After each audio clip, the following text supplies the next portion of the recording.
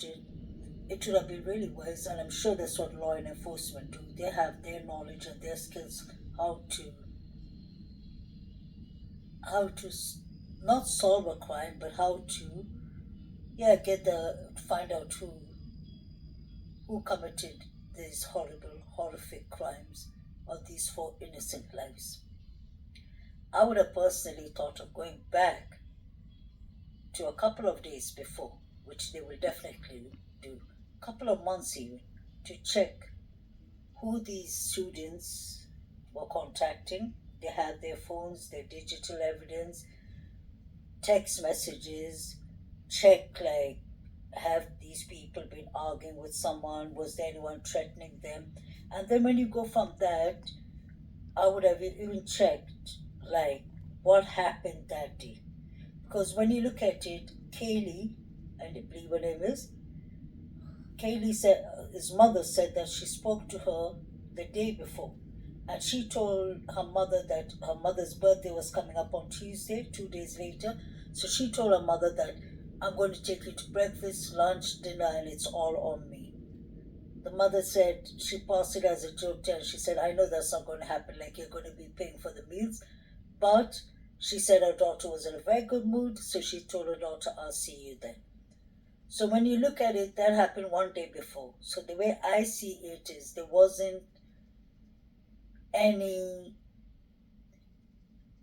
changes in KAYLEE's in KAYLEE's life, because she would have told that to her mother, and her mother said that she has a very close relationship with her daughter. The mother said that if anyone was stalking her, if anything, she would call her in the supermarket and she'd say, oh, I feel like somebody's watching me, and then she'd call and say, no, it's okay. So put it this way, KAYLEE looks like a very collected person. She knows safety and boundaries and all. So the mother said that that day before, she was doing fine.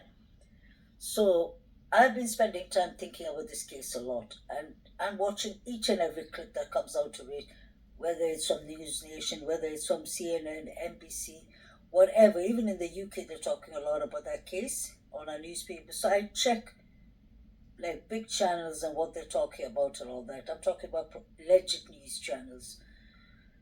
So if the mother said that to Fox News, I would have immediately, as a mental health counselor, I would have thought, okay, the girl seemed to be fine.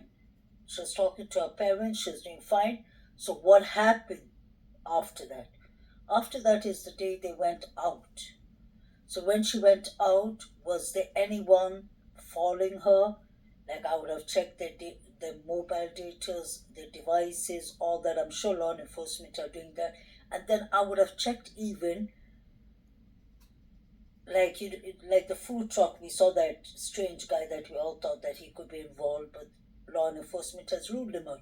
So I'm sure they're checking other people around the scene. If there was anyone, I would have checked to see if there's anyone who was maybe in the food truck, and maybe who was in the club they went to, maybe who would come out in pictures near whichever location they were. That would have been interesting for me. And then if there was someone like that, now I'm talking about if it's a random person. Question is, like, out of the motives, could they have seen a person, met a person that day, and the person was just triggered by them in some way or the other? So it's very important. I would have thought, like, around their surroundings, was there anyone who was looking at them, who was talking to them, not only in the food truck, the club. I would have gone back to the whole routes from the morning to the night that they were murdered. I would have checked who they spoke to, which friends they spoke to, asked their friends, how did they feel? Were they triggered by anything? Did they mention anything? What is important is what KAYLEE and her friend, Maddie, why were they calling Jack? I can understand that KAYLEE was calling Jack because they were together for many years and they were on a break, but they used to talk regularly. So that is understandable. But why was Maddie calling Jack too? Could they have seen something that they wanted to warn him? Sorry, guys. that they wanted to warn him not to say a word, like, or to talk to the person that is attacking them or sending them threats. Something I believe happened for both these girls to have been calling Jack. I'm not saying Jack is involved, but I'm saying they wanted to tell Jack something. They must have been out on the balcony and saw somebody. Anything is possible. They could have called Jack maybe to just let him know they were worried we saw something. Another thing that I was wondering is that is if it is a random person who did it. But then what the reason that I believe most likely that it isn't a random person is because who let the person in? Who let the person is very important. Because I heard allegedly that many people had the code of the keypad to come inside the entrance. Or could it be possible when one of them was coming inside the entrance, maybe they all came home at 1:45. I'm just thinking maybe one of them went outside to throw the bin or to do something and then the person let himself in. Or maybe the person, like, since they were buzzing a bit and they were in a good mood, maybe somebody knocked the door and they asked, who is it? And then he said, it's Jack, just say example. Someone they know and they let him in and it was too late. Those are the things I'm thinking about, but I think law enforcement have to go not only back to that day, to go back a couple of weeks, a couple of months before and see if there was any threats in the neighborhood. Like we heard, the girl who said that she saw someone watching her from a window and she was sleeping, like I mentioned before, and she said the person flashed a light on her. That is very important because that is not normal behavior. Then you have the guy on the 12th of September was running with the knife around, flashing the knife around. Law enforcement was told allegedly about it, although law enforcement ain't talking about that one. When the reporter asked them, they said the meeting is like enough questions. That was the first meeting, if you remember. So I found that strange because if there was a target, if there was somebody flashing the knife, what happened to that person? Did law enforcement rule him out? Because they're not talking much about the person. So could it be that same person? Because this is the second incident somebody's flashing a knife. Somebody flashed a knife at the girl, and that was in October. She said she moved away from the campus. So I don't know if she moved further down to Moscow, Idaho, or maybe she moved back home. Because that is a traumatic experience. You can imagine getting up and somebody has a flashlight on your face and right outside your room. So you have incidents like that.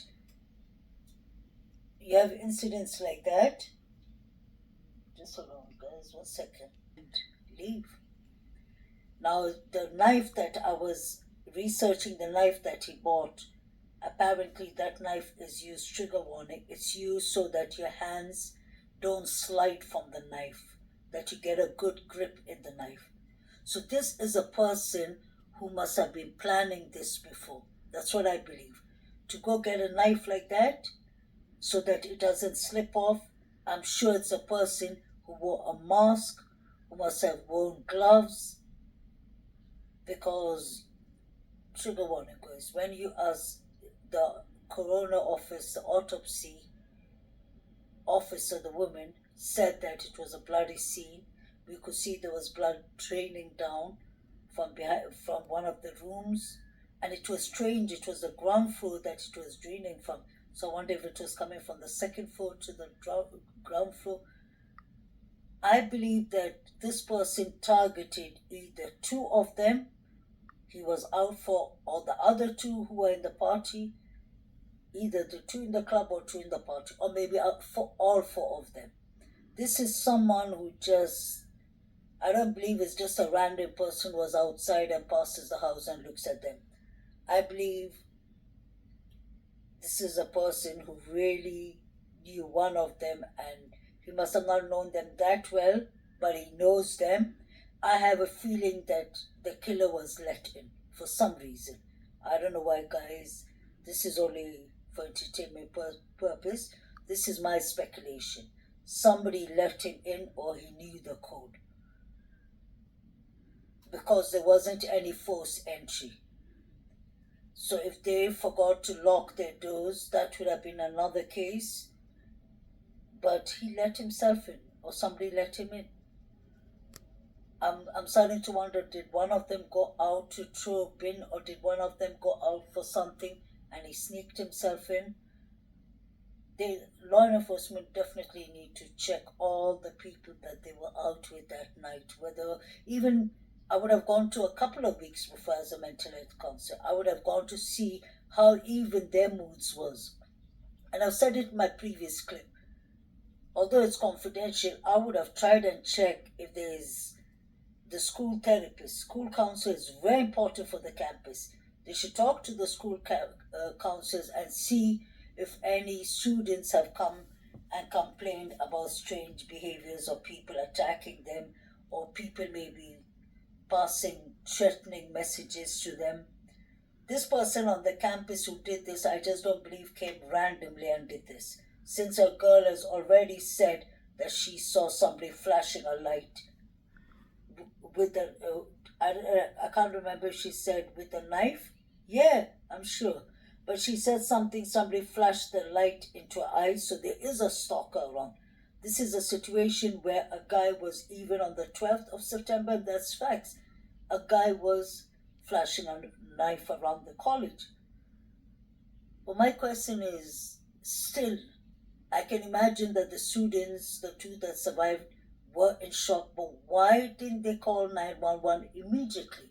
Why did they call their friends? Another four or set of their friends came before law enforcement came, and one of those four friends, or couple of friends, called law enforcement from their phones. Now you have more people on the scene so that evidence can be tampered with.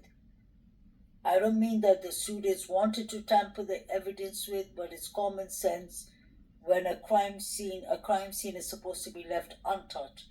Another thing, I just guess the police will have to come and just read the crime scene. Like, imagine watching the blood splash on the wall, like which direction it came from, where did the killer come from. Let the crime scene talk. You just have to let the crime scene talk to them by just standing in the room, putting off the lights, putting on the lights. Definitely that's what they're doing all the forensic magic, which they're quite good at. And now since the FBI is on the case, that brings in more skills, more resources, more knowledge. But the sad thing is, apparently out of the 400 homes, I heard one reporter, was it NBC News or Fox News, one of the big news, saying that she went around driving around those areas and she did not see many people who had cameras in that area. So that is really sad, because then if many people didn't have these what's it called door cameras and all that, if they did not have it in front of the house, then it is difficult to know exactly their whereabouts. But then another good thing is, I remembered, like, I don't know about how it is in the States, but in UK, most of the cars have these navigations and all, and some of these cameras, especially our cabs, our mini cabs and taxis, have cameras on it. So that could help them to see what time they came home. The driver could say like what he saw in their behavior, if there was anything triggering in their behavior. But they seem to be like in a good mood. When you think about it, the two girls, when they were in the, what's it called, food truck, they were bubbly and cheerful and all that. So I wonder, was there someone in the crowd who was watching them from far, who was calculating everything, making sure that they all came home on time? Was this a target to all four of them, or was this targeted to two of them, but then the other two were awake or maybe got up while he was in the process of doing this? But I really feel this is antisocial personality disorder. This person could have been a stranger, even from the girls' restaurant, in some kind of Greek restaurant or something in the center. And then as a bartender or working in a restaurant, you can get a lot of, sorry to say, a lot of stalkers and creeps watching girls and all that, and if they tried checking up the girls could have rejected them. That could have been something that could have triggered the person is confidence, self-confidence and all that. And he must have felt humiliated if the other girl laughed at him. Example, I'm just thinking out loud. Anything is possible. But for this person to have come and targeted 4 people in the house and not the other 2, it makes me believe that it was something with these 4 people. He calculated and he planned this. It was premeditated. I don't mean that he planned this maybe a couple of weeks ago, but I mean even if he saw them outside and something happened, he planned to come back and do whatever he was going to do. So I believe law enforcement is going to definitely stand there and let the crime scene talk to them. They have to imagine and watch and all the blood, and the sad thing is there's no weapon there. That's what makes me think that it was more premeditated, because if this was just a person who came to kill, a messy thing, if it was just messy, he would have done his job, ran away because he's scared that he'd be in a panic mode that he actually killed 4 people. So he could have dropped something in the scene and ran off and all that, but this person looks like he knew what he was doing. And I wondered, did the 2 remaining girls call maybe the friends because they saw what happened and they discussed about it? Maybe they know the killer, maybe they're scared of the killer. This is just things that I'm assuming out loud, because I know law enforcement has said that they cleared them, kind of. They said the girls weren't involved. I believe that. But if the girls weren't involved, these are young students who are bright, who are smart, who know to call 911 first. Somebody is unconscious on the floor. I wouldn't even call the police. I would have called the paramedics. Because this person, just say, if I see somebody unconscious, I would have thought could the person have had epilepsy fit? Is there something happening? Is the person having a stroke? Call 911. And then obviously 911, like in UK, when you call 911, 999, they'll ask you at once, police, ambulance, or fire brigade. You have to choose between the 3. So I don't understand why these girls did not call law enforcement. I didn't even call the police. I would have called the paramedics. Because this person, just say, if I see somebody unconscious, I would have thought could the person have had epilepsy fit? Is there something happening? Is the person having a stroke? Call 911. And then obviously 911, like in UK, when you call 911, 999, they'll ask you at once, police, ambulance, or fire brigade. You have to choose between the 3. So I don't understand why these girls did not call law enforcement. They could have been in panic. But even if you're panicked, you called your friends, 4 of your friends came, and then they took your phone and called law enforcement. That is, they wasted actually time. Even if they were innocent and they were panicking, they wasted the time. Wasted the time of the police maybe coming closer to catch the killer. So this is all getting too much entanglements happening here, but I hope they solve it. Now they have escalated it further to the forest. They made the crime scene bigger. So I believe they think that he must have run down from the forest. But this person looks like a person who, sorry to say, who's done something similar before. I'm not saying murder exactly, but must have hurted people before. Because you have to be, sorry to say, you have to be really in a bad, severe rage, hate to commit a crime like this. To that whole situation with the business in town and what you found out. Yeah, this was interesting, Ashley, and we didn't expect it. We went to this vape shop in downtown Moscow, looking for surveillance video. I mean, we've been going all over the place just trying to get any new information. And the manager actually knew KAYLEE and Maddie. They had been there 6 or 7 times, and then he had a lot to say about the potential of this stalker. Listen to what he told me. So KAYLEE and Maddie would both come in very happy, very friendly. You know, they always were just such a smile on their face. Just like pretty much you would say the light of the world, pretty much. You know, always happy, go lucky. They always came in just chatting. They always came with a group, like I said. They probably I'd say 4 or 5 girls at most, all the time. They come in together. And I made a joke about it earlier. It was like, you know, hey, you know, coming together and stuff like that. You know, just it's nice to see you girls trying to stay safe. One of them more or less openly says, oh yeah, we've had a friend of ours be stalked before, so this is kind of why we all travel in a group like this. And just was it KAYLEE who said that? Do you remember? No, it was Maddie who actually said that. So Maddie said it, and it was kind of like more mentioning, like motioning to KAYLEE too, like who was right next to her. So you could tell that like they obviously all were trying to keep KAYLEE safe, you know, and to be there for her as good friends. And then yeah, to know that a few weeks later now I won't see them, you know, anymore, anything like that. So it's crazy. How long before the murder about was that? 3 weeks. 3 weeks. 3 weeks beforehand, because I was telling them I hope they had a good Thanksgiving break and everything like that too, because I didn't know if I'd see them again. So, because with a lot of the times with the kids, with the way after the pandemic, some of the kids leave in waves. So I was like, oh, I don't know if I'm going to see you this weekend or not. Hey, hope you have a great, you know, Thanksgiving with your family, and that was the last I saw them. Did they elaborate any more on the stalker comment? They more or less kept making the comment that it always seemed to happen either by the campus or down on Main Street. And the last time the KAYLEE more or less made it sound like it seemed like it was down on Main Street, and that the person was coming from like around the Corner Club area, and then kind of like as far as I remember, it's the guy who ended up like trying to go and talk to her, and then he gave up on it, and he ended up walking away. So she thought she was being stalked up to a certain point, and then looked behind her, and he was no longer behind her. So I just want to make sure that I get it right. So yeah. Tell me again exactly what you remember.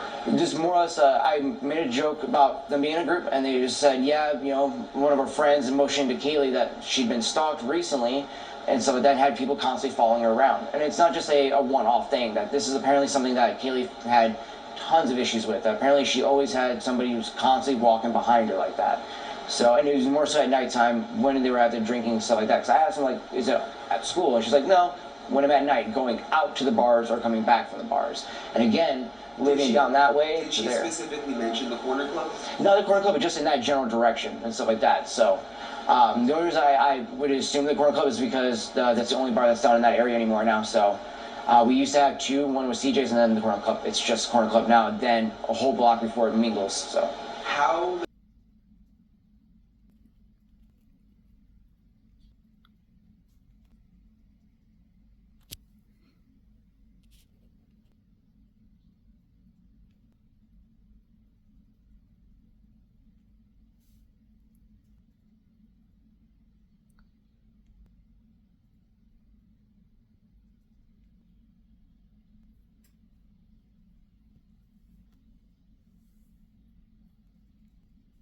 Desperate for answers and pleading with authorities to find the person and the weapon responsible. This was a brutal weapon. It sounds like it was a professional type weapon that couldn't break. And they weren't stab wounds. You know, they were like large punctures. And so right now, people in this normally close-knit college town are asked to remain vigilant, to travel in pairs, and stick to well-lit areas. Authorities saying this should be a new way of life in Moscow.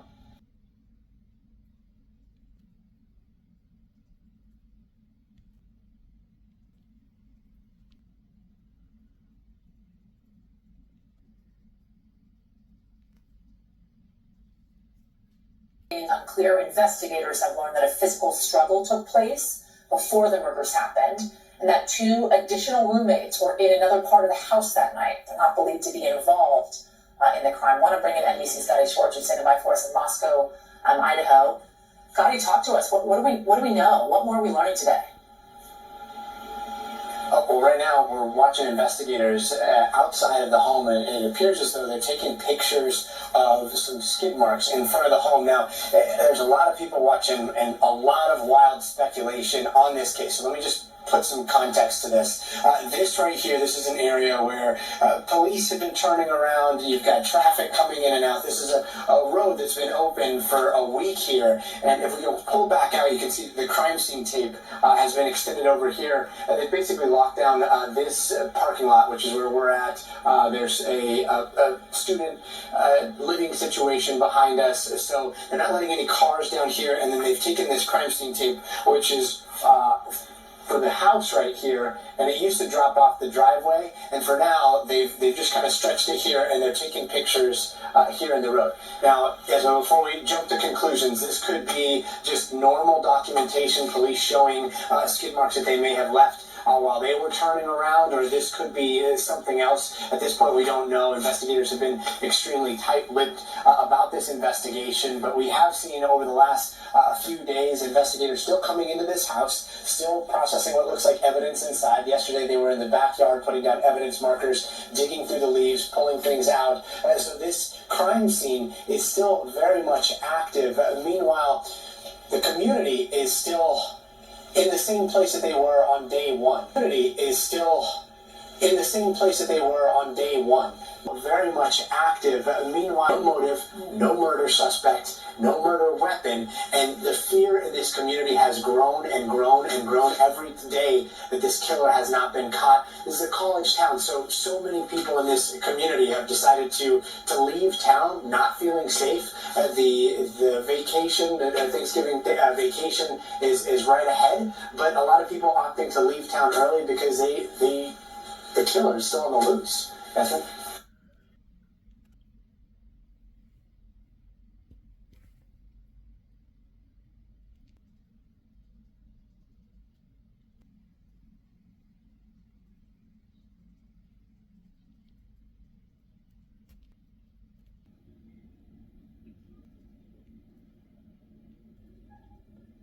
Friend, and on the Moscow police website, he is not listed, notably, as someone who has been cleared in the investigation. To your knowledge, is that significant? No, I don't personally think so, because I think that there's the entire rest of the world that's also not on that list of people who have been cleared, right? Including Maddie's boyfriend, including any associates of Xana or Ethan that might not be involved. I don't find that significant at all.